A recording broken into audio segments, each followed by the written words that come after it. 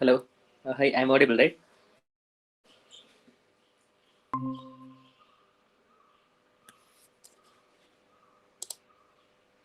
Audible, right?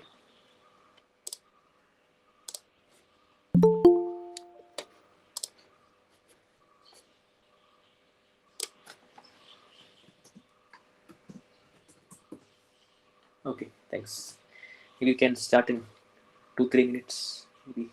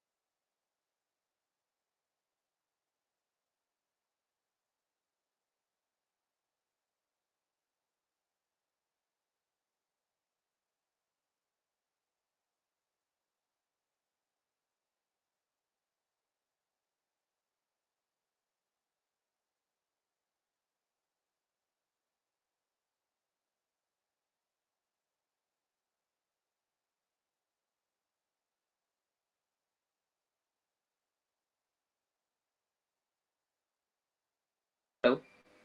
Hi, maybe we can start, I think. Around 8 people are there. 7, I think. Shall we start or like wait for like 1 or 2 minutes?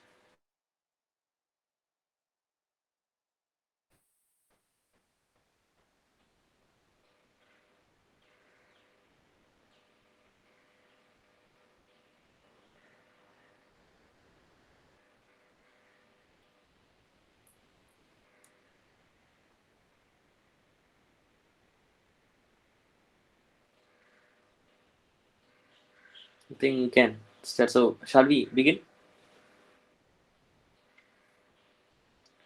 Okay. So, good evening, everyone. I'm Prashok. I'm doing PhD in IIC Bangalore. So today's discussion, this is a compensation class for our last week session. So thank you very much for attending the session. This is not our usual slot. So today what I'm planning to do is like just like yesterday. So we'll be discussing some more questions on random topics in signal systems like miscellaneous topics in signal systems. So again, as usual, like if something is not clear or if I am speaking too fast or if you're not able to follow anything, please feel free to interrupt the session. So let us begin the today's session by discussing some questions on LTE systems. So an LTE system, as we know, is characterized by what is known as impulse response. So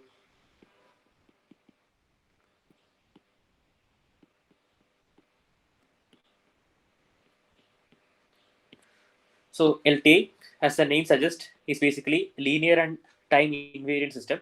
So how do we describe the operation of an LTE system? That is like this. So let x of t be the input, h of t be the impulse response, and y of t be the output. Then this y of t is given by the convolution of x of t and h of t, where the convolution is defined like this: integration from minus b infinity x of tau, h of t minus tau, d of tau, d tau. So now what are these things this linear and time invariant mean? So that is like this. So first we see what is known as a linear the property goes like this. Let x1t be an input which corresponds to an output y1t, and let x2t be another input that gives output y2t.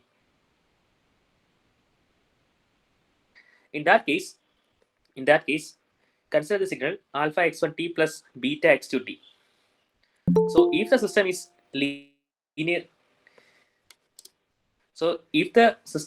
linear, then if we give the input alpha x1 plus beta x2, we will be getting the output alpha y1 plus beta y2. So yeah, so that's the basics. So today continue our discussion on miscellaneous topics, physical systems, and we begin by looking at LT systems. So yeah, so linear basically means this property. Now, what is time invariance? So time invariance is like this. Let x of t be the signal which gives output y of t. Then if we delay the input by an amount tau, so that means we have x of t minus tau, that will be resulting in the result y of t minus tau. So if these two properties holds good, then that means that the system under consideration is a linear time invariant system. That's the basic definition. Now, associated with the definition of LT system, there is something known as eigensignal or eigenfunction. So this is also known as eigenfunction.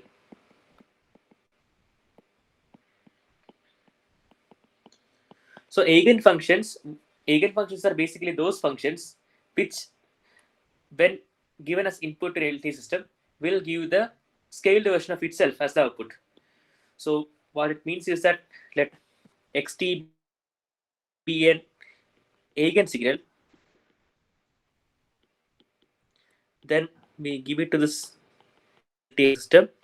What we get will be some scaled version of x of t. So this x of t is basically alpha x of t, where this alpha is some complex number. This can be a complex number, but it can be rare also.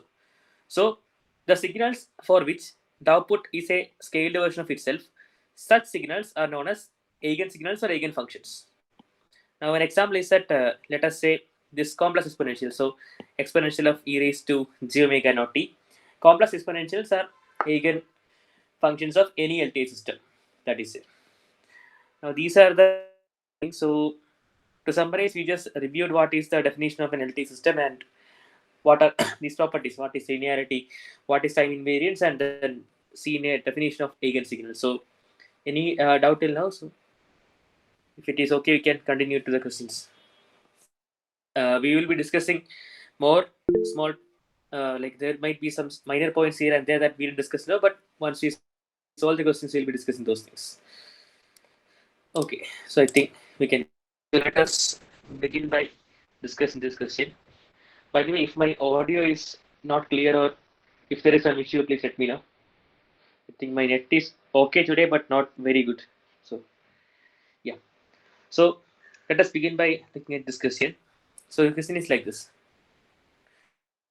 the output of a continuous time linear time invariant system is denoted like this: t of x of t, where x of t is the input signal. So this t of x of t is basically the output. A signal set of t is called eigensignal of the system t when t of set of t is gamma times set of t, where gamma is a complex number in general and is called the eigenvalue of t. So basically, we just discussed, we just stated what is the definition of an eigenfunction here in this question. Now, question is like this: suppose the impulse response of the system t is real and even, then which of the following statements is true? Like, is cos t an eigensignal but sin t not, or cos t and sin t are both eigensignals but with different eigenvalues, or sin t is an eigensignal but cos t is not, or cos t and sin t are both eigensignals with identical eigenvalues. So we have a system where we give some input, there is some impulse response, and we get the output y of t. Now, yeah, what is given is that h of t is real and even. The impulse response is real and even. Then, which of the following, like cos t and sin t, which of the following are the eigenfunctions? Like, are they both eigenfunctions or only one of them are eigenfunctions? If they are both eigenfunction, do they have the same eigenvalue, different eigenvalue, things like that? So This is the question. So is the question fine? Is there any doubt or clarification here? Shall we proceed with the answer?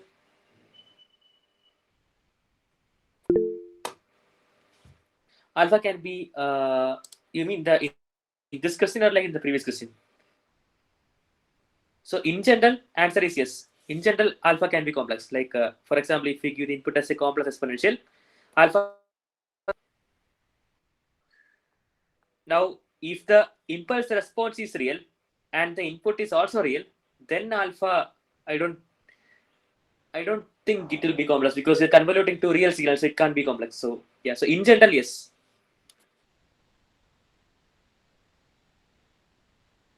Is that okay?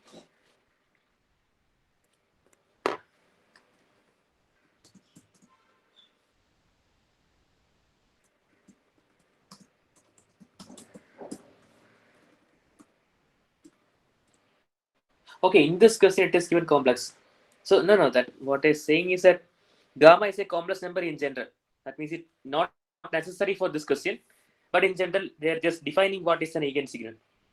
So in the definition, this thing can be complex, but we know that the output is given like this. Now, so it's x of t, x of tau, h of t minus tau d tau. This will be the output.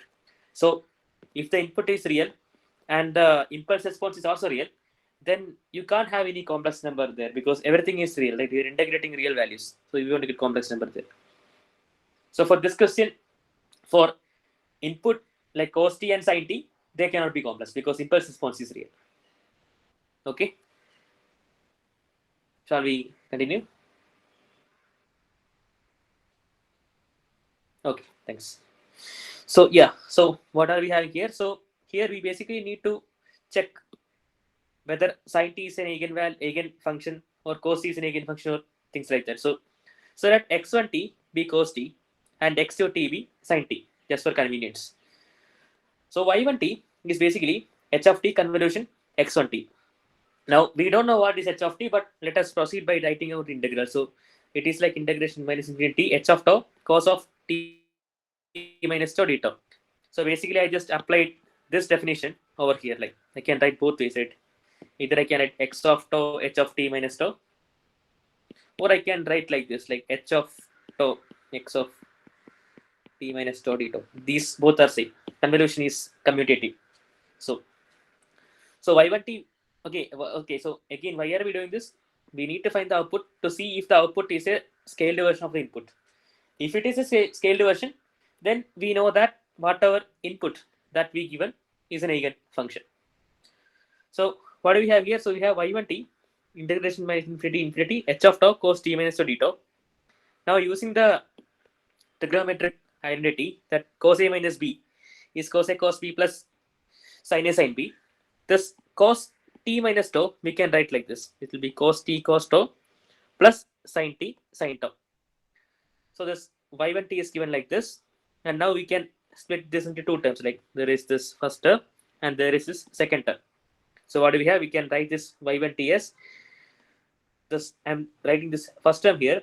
This cos t comes out integration minus infinity h of tau cos tau d tau.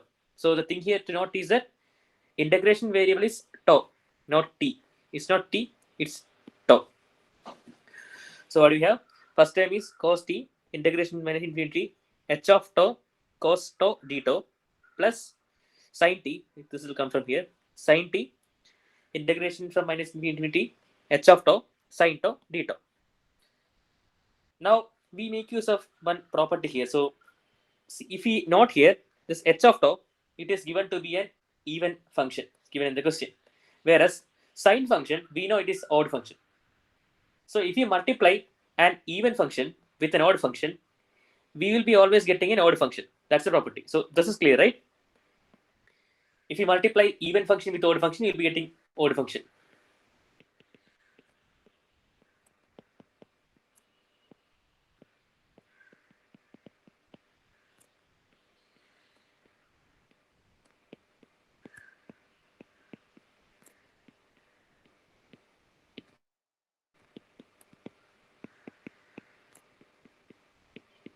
Yeah, so if you multiply and divide by n, we will be getting a odd function. Now there is one more result. So if f of x is odd, then integration from minus infinity f of x dx is 0. So why is that so? Because f of minus x is minus fx, and the integration from minus infinity to 0 and 0 to infinity, they will get cancelled out. So that's the reason. So if the function f of x is odd, then this integration from minus infinity f of x dx is 0. So these two statements, these are okay, right? If we multiply an even function with an odd function, we will be getting an odd function. And if f of x is an odd function, then integration from minus infinity to infinity f of x dx is 0. So is this okay? These two properties. Shall we continue? Okay. So what do we have? If we see these two terms, first term is cos t times integration by infinity h of tau cos tau d tau. Now here if you see this is even, this is even, so this is totally even. Okay, that's also there. So if you multiply even with even, we will be getting even function. Now second term here, as we seen, h of tau is even and sin tau is odd. So this total term h of tau times sin tau, this is odd. So what it means is that this integration that I have highlighted here, that will be 0. So what it means is that only this term will be there, this term will be 0. So what do we have? Y1t is h of t convolution x1t, which turns out to be cos t times some scalar here. This is an integration. Once we evaluate the integration, we will be getting some value, but it's okay. We don't need the value. Let us call that integral, this whatever we have here, this integration to minus infinity h of tau cos tau d tau as lambda 1. So what do we have? x1t is cos t. So y1t is h of t convolution x1t, which happened to be lambda 1 times cos t, where this lambda 1 is that we have here. So is this okay? Till now, any doubt? Shall we continue? Okay. So what it means?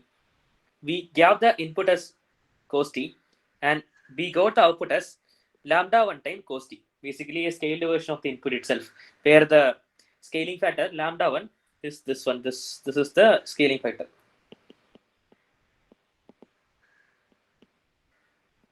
So this means that cos t is an eigen function with eigenvalue lambda 1. That's the meaning. So till now, what we have showed is that, or what we have seen is that lambda cos t is an eigenfunction. Now, what do you need to see? What about sin t? We will do the same thing. So we have y2t integration minus infinity h of tau sin t minus tau d tau, and this sin a minus b, again we use the formula. This sorry, sin t minus tau becomes sin t cos tau minus cos t sin tau, and as before we will be splitting the integral into two parts. They will be having this h of tau sin t cos tau and h of tau cos t sin tau, these two terms. So the first term will like this sin t, this sin t will come outside. Integration from minus infinity h of tau cos tau d tau minus the second term cos t will come outside. Integration from minus infinity h of tau sin tau d tau. Again as before, h of tau is even, sin t is odd. So this entire term is odd, which means that this is 0. So I went a bit fast, but this is same as what we did previously. Just that the cos t becomes 0. So again, this term is 0. Now what about the other term? Along with sin t, there is something over here. Now this is again a scalar. So it is clear that sin t is also an eigenvalue. So I can write this y2 as lambda 1 sin t. Interestingly, whatever value we have here, this integration minus infinity to infinity h of tau cos tau d tau, this is same as what we got for the other case when we have the input as cos t. So this value integration minus infinity h of tau cos tau d tau. This guy is same as the guy coming with sin t. So I can write the output y2 t as lambda 1 times sin t, with lambda 1 being the same old lambda 1. So what it means, this means that sin t is also an eigenfunction with eigenvalue lambda 1. So what it means, both sin t and cos t are eigenfunctions with the same eigenvalue. So that's the idea. So that means correct answer is D. Both cos t and sin t are eigensignals with identical eigenvalues. So that correct answer is option D. So set okay. Shall we move to the next question? Okay, thanks. So next one. So this is like, so yeah. So the output of the system y of t is related to the input x of t according to the following relation. What do we have? Y of t equal to x of t times sine 2 pi t. This is the input output relation. And the question is that what is the system? Like, is it linear and time variant, non-linear and time invariant, linear and time invariant, or non-linear and time variant? So question is simple, like we are given with an input output relation. We need to tell whether the system is an LTA system or LTV or non-linear system, something like that. Okay, so it goes like this. So question is clear, right?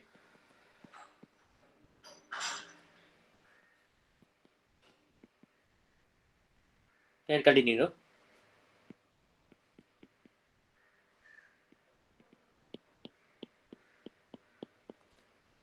So if there is any doubt, like feel free to interrupt and ask. So it is given this is the input output relation. We don't know whether it is linear or time invariant or either of them. So how do we solve this question? So we'll check for linearity.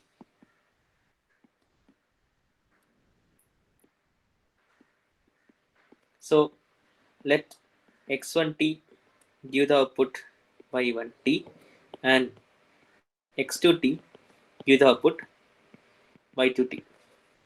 So using the relation, we can write y1t to be x1t sine 2 pi t and y2t x2t sine 2 pi t. So I just reused this result to get this answer.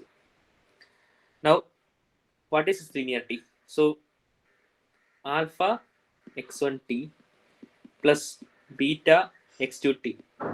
Let us call this as set t. Now, if we give this input to the system, will I get the linear combination of y1t and y2t? If we get that, that means system is linear. So output is like this: set of t times sine 2 pi t. I am calling this alpha x1 plus beta x2 as set of t. Now, if I give this set of t as the input here, I'll be getting yt to be set of t sine 2 pi t.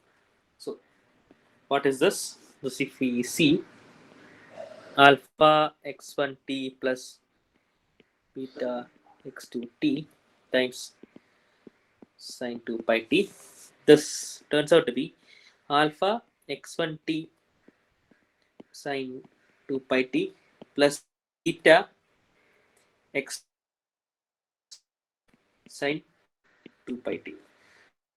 So alpha y1 t plus beta y2 t. So this means that the system is linear.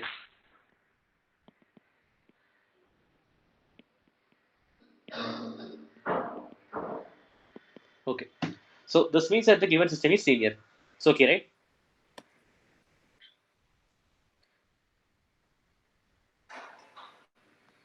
Okay. So now what about the time invariance? So what is time invariance? So this time invariance property goes like this.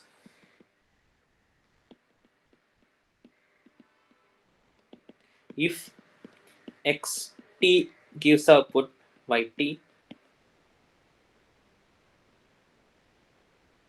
minus 2 gives output y of t minus 2. That's the idea. So for this given x of t time sine 2 pi t y of t minus tau. This is x of t minus tau sine 2 pi of t minus tau. What happens if we give the input x of t minus tau to the system? You'll be getting x of t minus tau sine 2 pi t. Why did I write that? Because this is the input output relation. If we give the input xt, I'll be getting same xt times sinusoid. So if the input is x of t minus tau, the output will be x of t minus tau times sine of 2 pi t. The important thing here is not is that this second term, this is 2 pi t. It is not 2 pi t minus tau. So if you delay an input by some factor, the output is not a delayed version of the same input. So what I'm telling is that so y of t minus tau is not same as the, let us call this as y1. So the output when the input is delayed is not same as the delayed version of the previous output. So that means that the system is not time invariant.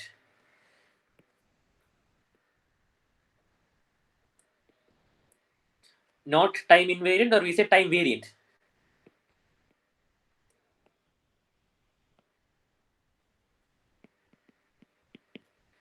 So this is clear, right?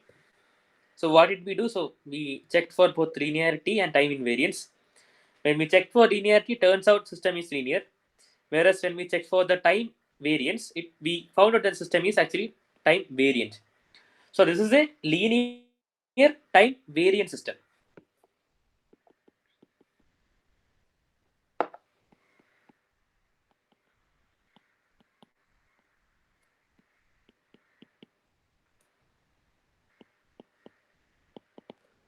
So that means linear and time variant. So the option is A.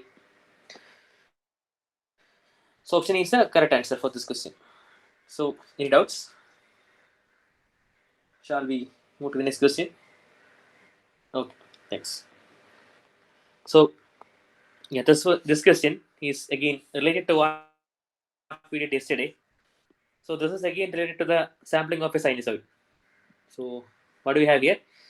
A sinusoid of 10 kilohertz is sampled at 15 kilosamples per second.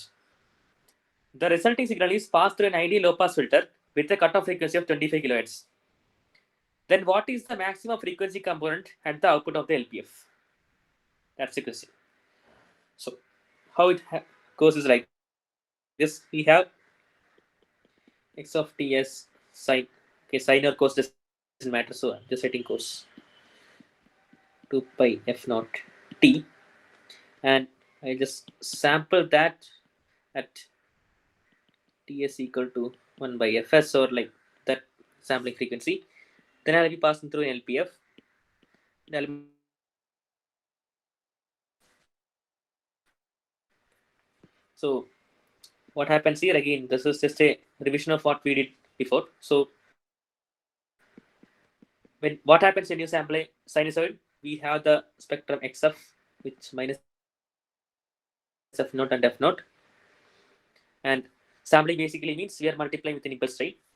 So here we'll be getting a spectrum something like this. We'll be having minus f naught, then we'll be having fs minus f naught, fs plus f naught,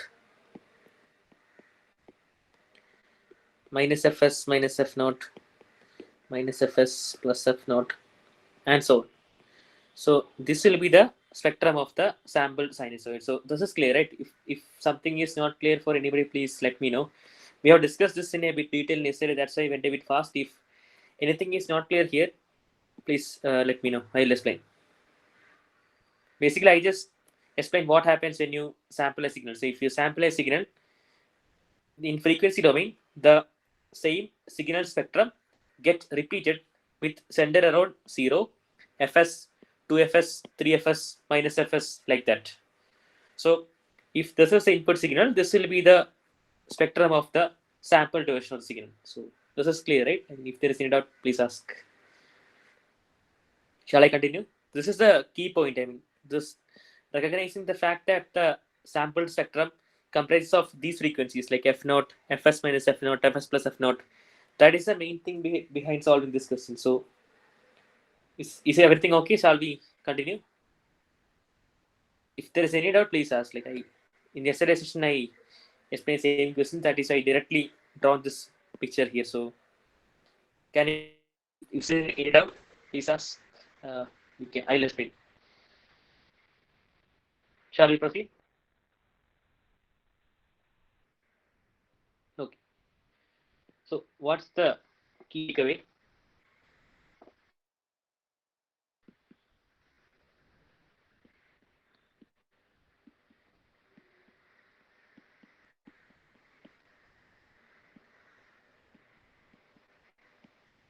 Spectrum of a sinusoid of frequency f naught sampled at fs comprises of the following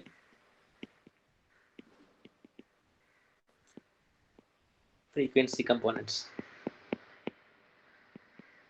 What all will be f naught plus or minus 1 basically. Then fs plus or minus f naught, 2fs plus or minus f naught, like that, minus fs plus or minus f naught, minus 2fs plus or minus f naught, and so on.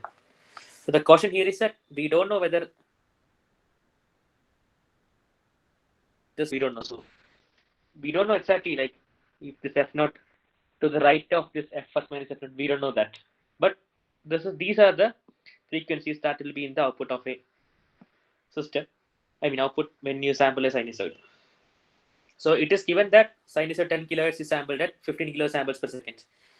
So that means f naught is 10 kilo and fs is 15 kilo samples per second. That means 15 kilohertz is the sampling frequency.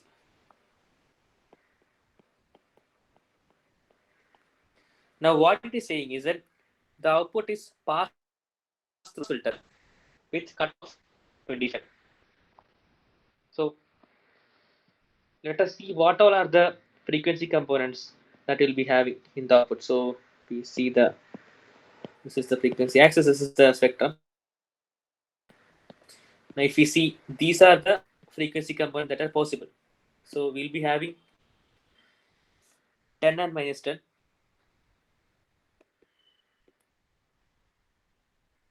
Then we'll be having 15 plus 10 and 15 minus 10. These will be there. Let's,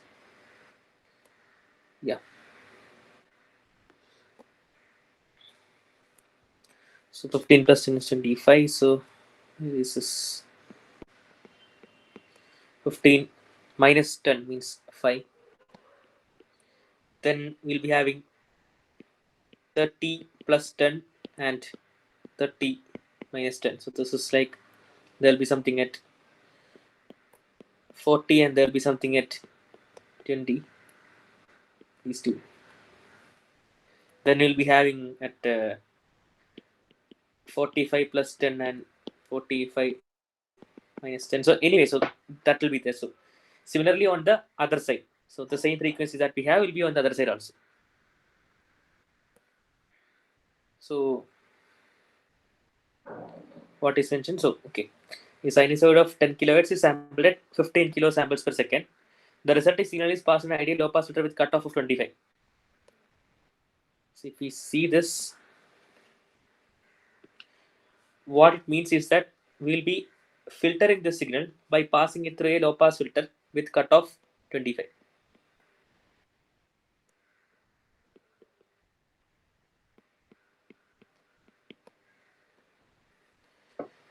So okay, it came exactly on the speaker. That is nice. Okay, I didn't notice it.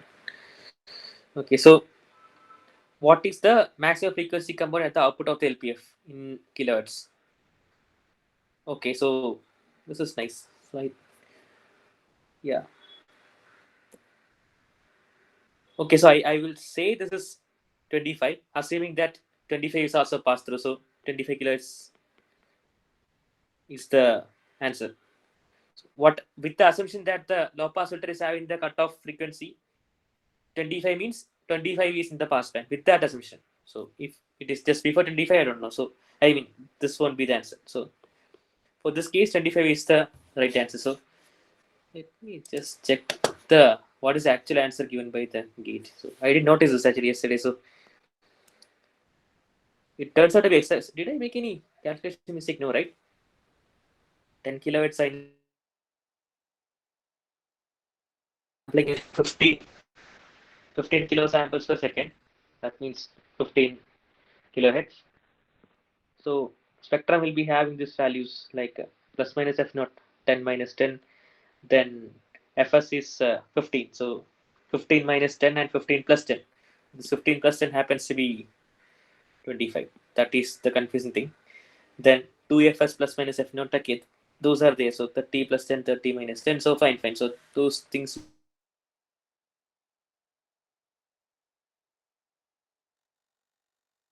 What is it, the actual answer key? I need to check. This is interesting, but I don't know. I will say it's 25. Generally, questions will not be ambiguous. I mean, this peak won't come exactly on top of that. So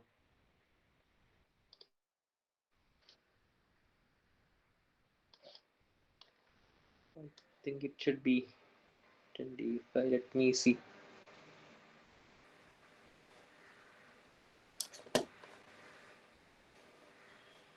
Yeah, it's 25. 25 only. Yeah. So yeah, 25 is the correct answer. Yeah. So that's the solution. So any doubts here? The only confusion is that how do they define this LPF? I mean, if you have a peak on 25, will it be counted or not? Yes, it turns it is there. 25 is the answer. So is that okay? Next question.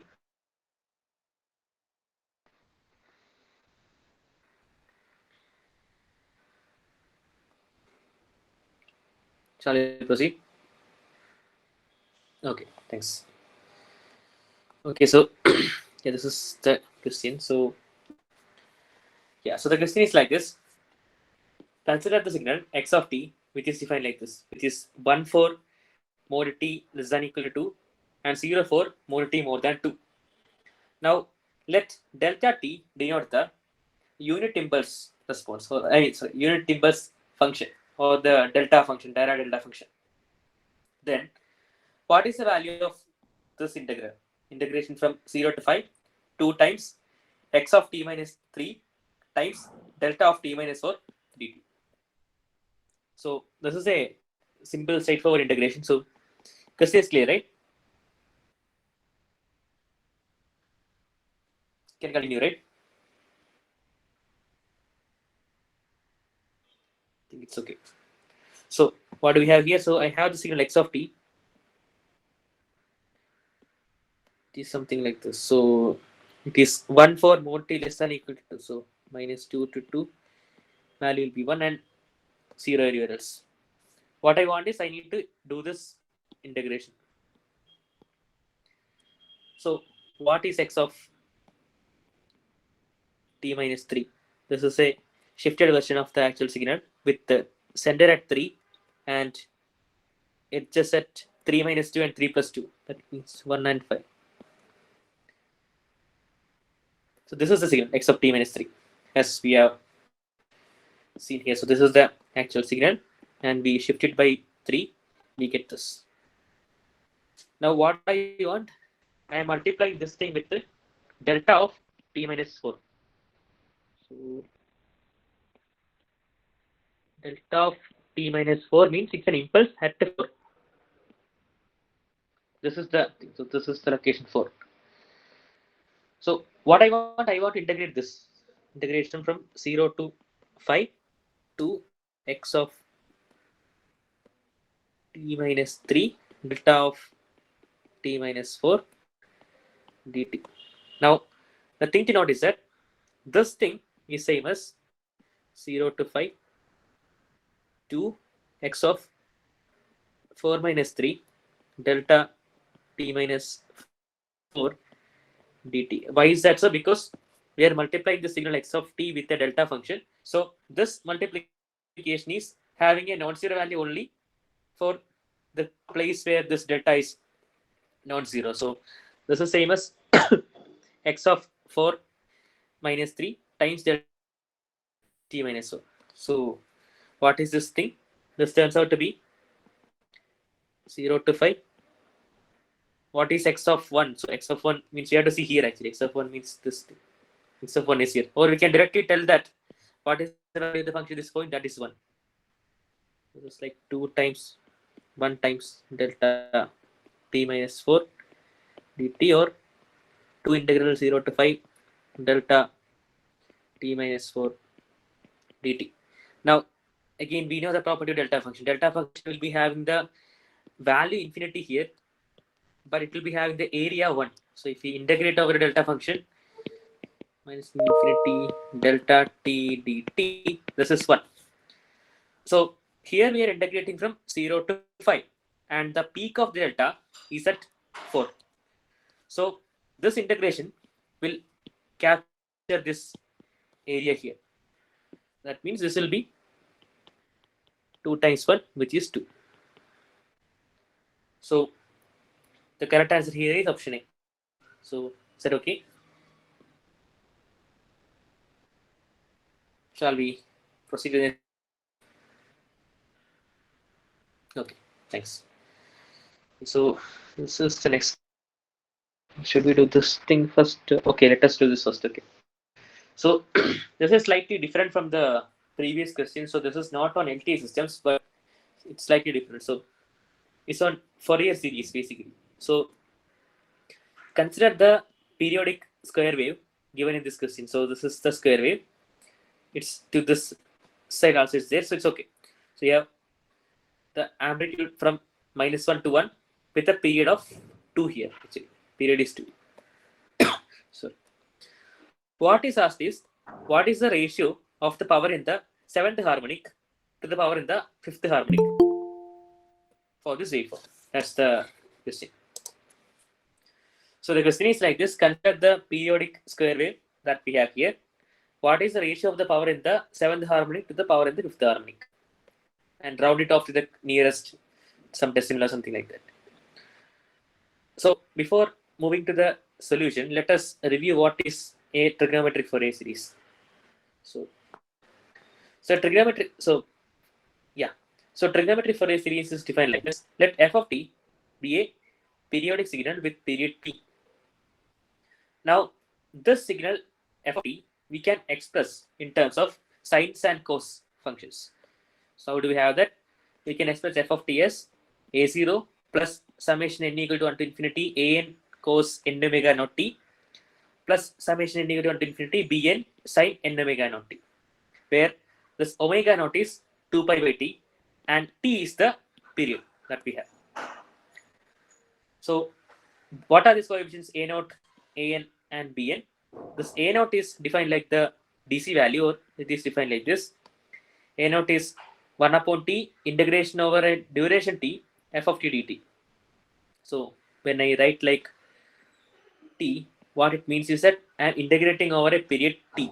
So it can be from 0 to t, or it can be from minus t by 2 to t by 2, or it can be some t minus t by 2 to t plus t by 2. It doesn't really matter. So this not means I am integrating over a period of t. That's it.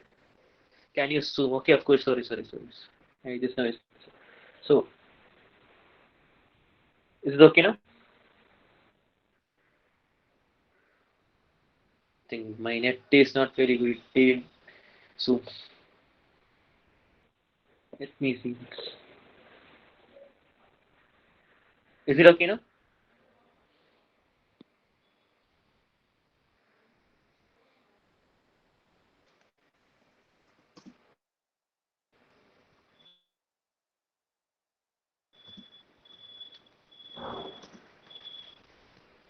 Am I audible? Okay, now it's okay, right? Yeah, I think so.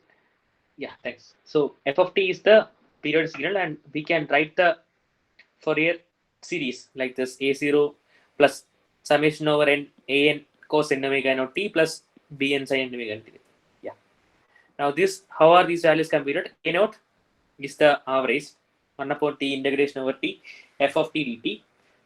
Just again, as I mentioned, this means any interval, like it can be anything like 0 to t or minus t by 2 to t by 2, anything like that.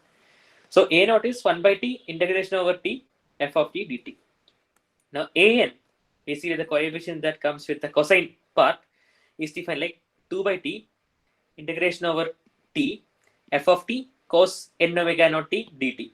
And similarly, the term bn that we have here, which comes with the sine function, this is 2 by t integration over t f of t sine n omega naught t dt. This is the definition of the Fourier series, trigonometric Fourier series, where not that this omega naught is 2 pi by t, where this t is the period. Now, given this representation, we can compute the power of f of t using the coefficients like this. Power f of t is a0 square plus half into summation n equal to 1 to infinity an square plus bn square. This is how we compute the power of the signal f of t. So, any clarification till here? This is just a definition. How do we define the Fourier series and how is it? Can continue, right?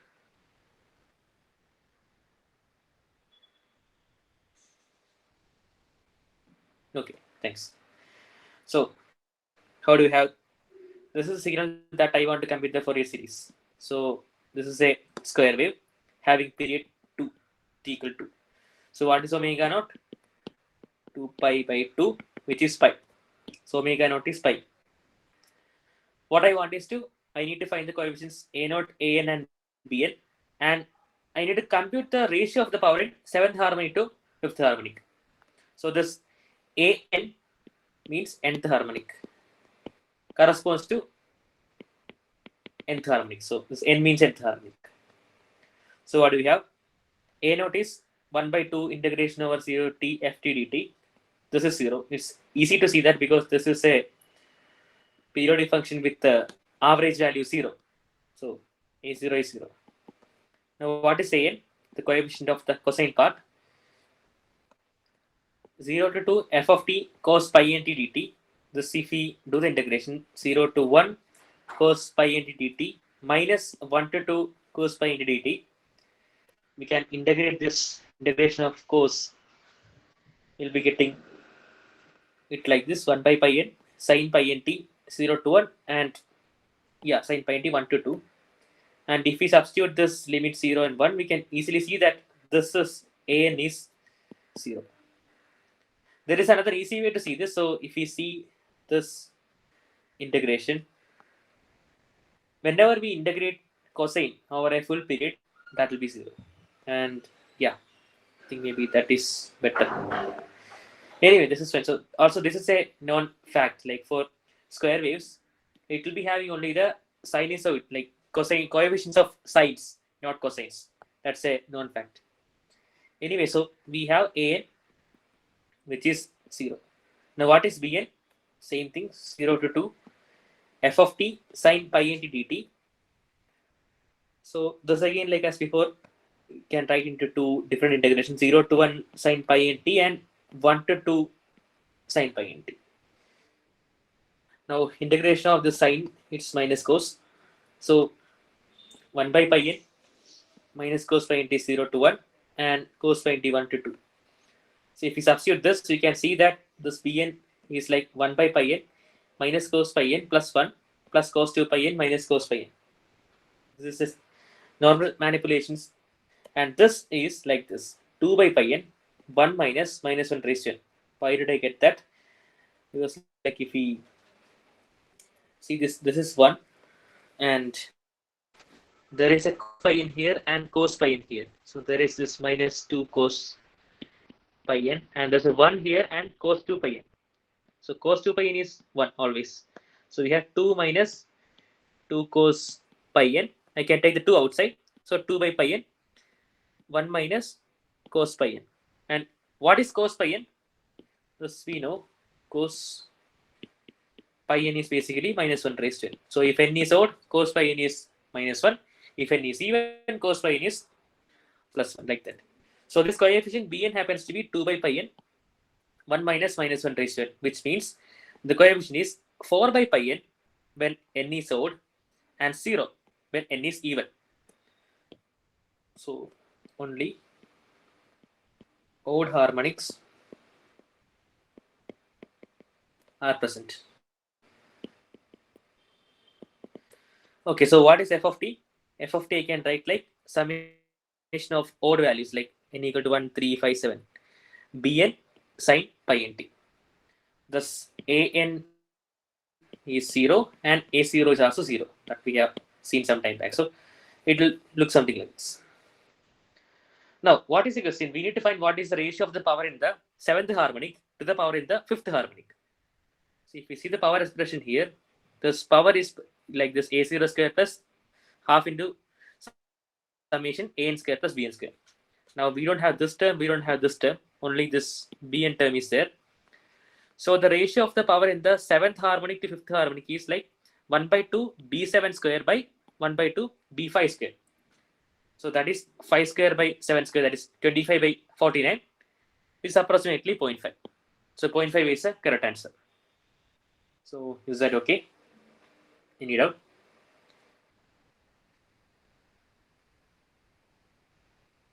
Shall we move to the next question?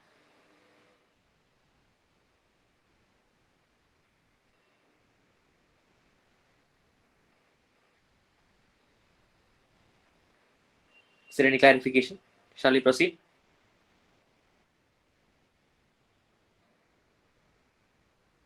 If you have any doubt, then we can discuss that also. Like, I think we have already solved 5 questions. So is this like, am I going too fast or like, is this okay?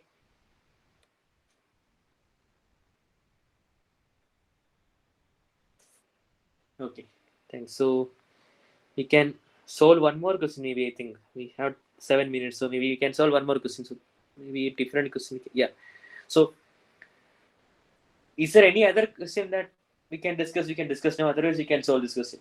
This is not very hard, but yeah, it will take some 5 minutes at least. Yeah. Shall we solve this? Okay. So this question is actually from control systems, but we can solve it using Laplace transforms. So in that way, I consider this as a signals and systems question. So even if you don't know what is state space, of course, we should be knowing what is state space that's in the syllabus. So the question is like this: consider the following state space representation of a LTE system. So I have two equations: is x dot t equal to 1002 xt, and y t is c transpose xt, where c is 1 1 and x0 is 1 1.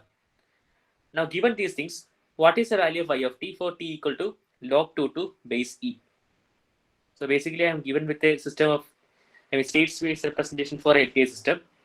This is dot means derivative, first derivative. So this is the, yeah, let me tell like this. So state space goes like this. So we have two equations. We have the state equation and we have the output equation. So this x dot t is 1002 x of t. This is the state equation. And what we have here is the output equation, like c transpose x of t. Now, one useful fact is that this is a common result e raised to at ut. Then the Laplace transform of this quantity is given by fs, which is 1 by s minus a. This is a standard result. E raised to at ut has a Laplace transform, fs equal to 1 by s minus a. Using these facts, we can solve this question. So, any clarification here? Basically, just think of it as a collection of equations. That's it for the time being. So, we have x dot t as 100 to x of t and y of t as c transpose x of t. Now, the system has two inputs, like this x is a vector, right? So, this is a 2 cross 2 matrix. So the input is two inputs basically. There are two inputs, not one input. So let xt be the input, which is like x1t, below that x2t. And the derivative x dot t is d by dt x1t and d by dt x2t. Is this okay? Up to here is everything okay? Shall we continue?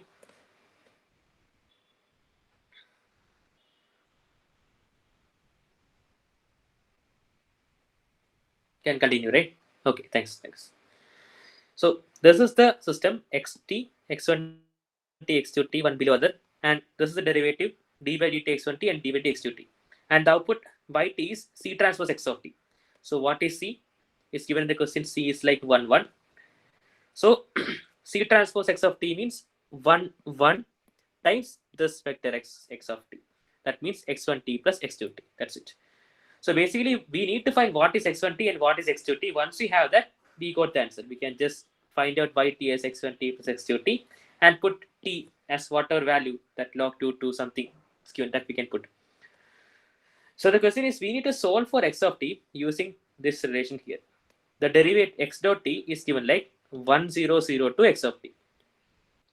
So if we take a Laplace transform is again a linear operator. So if we take a Laplace transform, sum of two terms, that is again sum of them and things like that. So x dot t derivative, it will be having the following Laplace transform: s times x of s minus x of 0. This is the standard result when we deal with Laplace transform derivatives. This is fine, right? I'm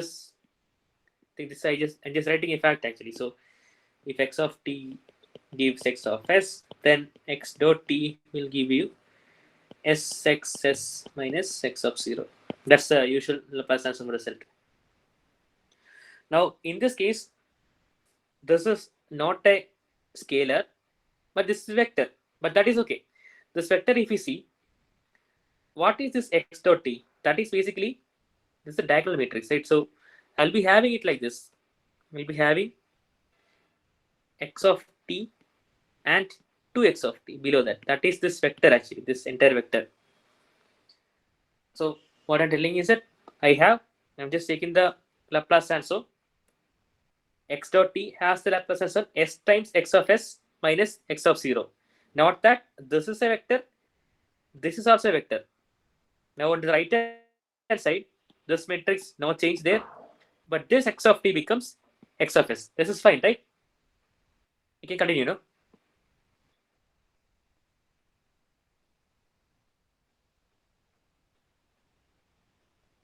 Okay, thanks. So what do we have? X of s is basically x1s, then x2s. So recall that we have defined x of t as x1t, below that x2t. So x of s is x1s by x2s, below that. So now I just take this x of s outside.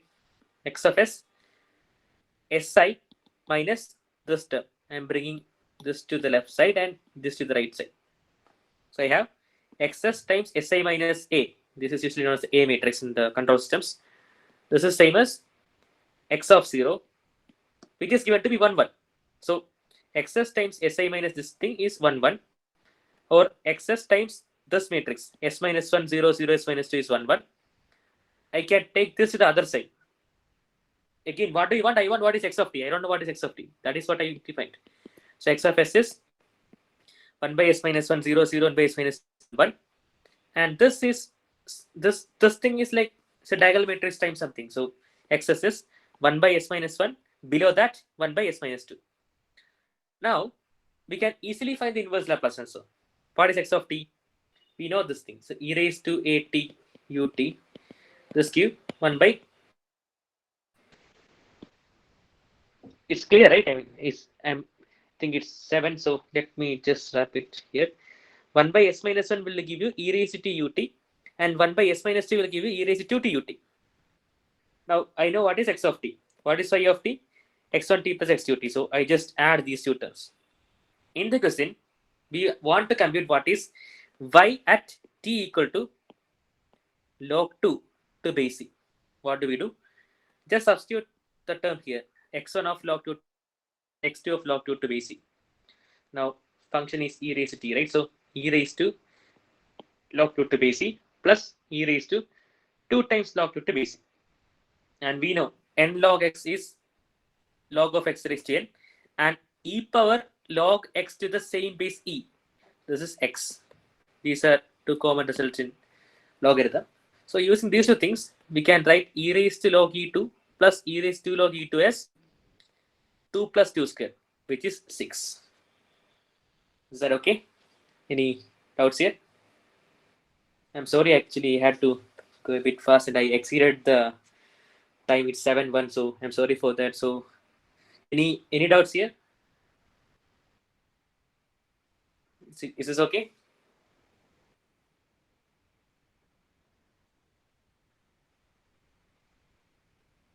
So, I think it's 7. I think we can wrap the session. Yeah, sure. Please ask.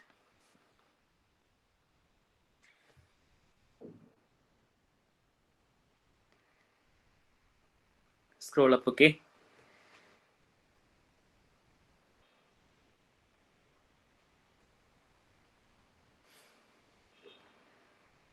Where is it? Sorry.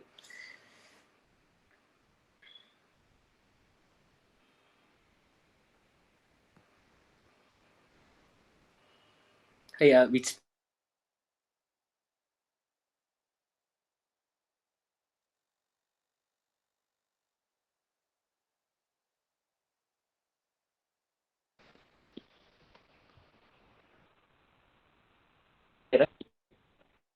so what is love? So what I did here is this to the other side. So if you have a diagonal matrix, the inverse of the diagonal matrix is the inverse of the entries. So what I want to say is that if I have diagonal matrix, let us call this A, then A inverse is 1 by A 0 0 1 by B. This is what I use. This is okay? Inverse basically, yeah. So whatever matrix I have here, this is basically the inverse of that matrix. Since this is a diagonal matrix, I can find the inverse by finding the inverse of diagonal terms itself. That's it. Okay? Okay. So any other clarification? No, today we did 6 questions, I think. The pace is okay, right? I mean, am I going too fast or should I go a bit more slow? Generally, you'll be solving around 4 or 5 questions. Today it is 6. Some questions were simple, that's also there. But yeah. So any suggestions or any other questions, any doubts? So I think the last question I rushed through a bit. So yeah. Is there anything? Like, is there any doubt? If it's okay, then we can pause for the day.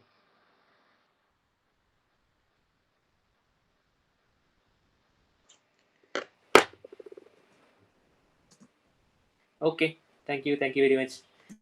Thank you once again for attending this special session. Session will be on max, as in linear algebra, probability, calculus, some miscellaneous topics in max.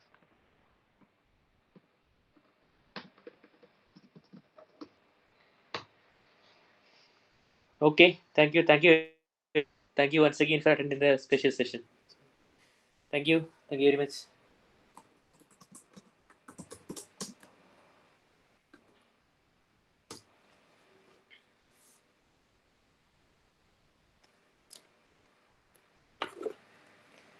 Okay, I'm ending the meeting. Okay then. Thank you very much.